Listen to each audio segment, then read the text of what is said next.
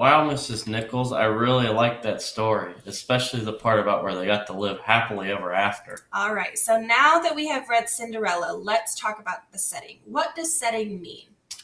Setting is where the story is happening, the place it happens. That's right. The story is where, or the setting is where the story happens. But the setting can also be the time that the story happens. So maybe they say a certain year or a month that the story happens. Could that mean the story is in like the past? That's right. The story could be in the past or the present or the future. So, do you think the setting of this story is in the past, the present, or the future? Well, I don't think it was in the future. It could be in the past. It might be in the present. I'm not sure. So, how would we know? What would be some things that would tell us whether the story was in the past or in the present?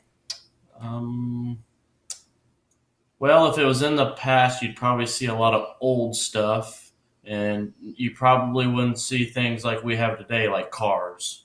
That's right. So, let's think about this. Do people still go places in a horse drawn carriage? Not really. No. What might people use instead of a horse and a carriage today? They might take a car, they might ride their bike, take the Okay. bus. Do people still go to balls?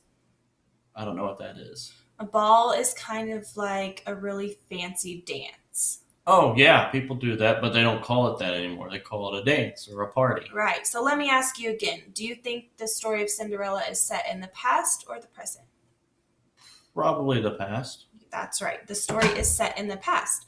So today we are going to be creating a project that is we are going to make a modernized fairy tale. What is modernized? Modernized means it happens today. So it doesn't happen in the past, it doesn't happen in the future. It happens right now. In the present. In the present, exactly.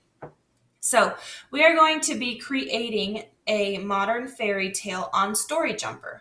Storyjumper is a website that allows you to create your own story.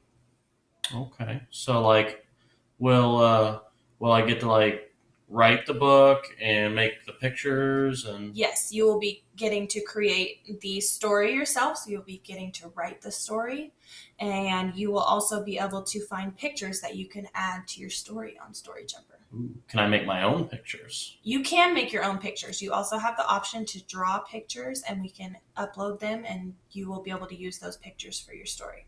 Cool. Would you like to see how Story Jumper works? Yes. All right, let's do it.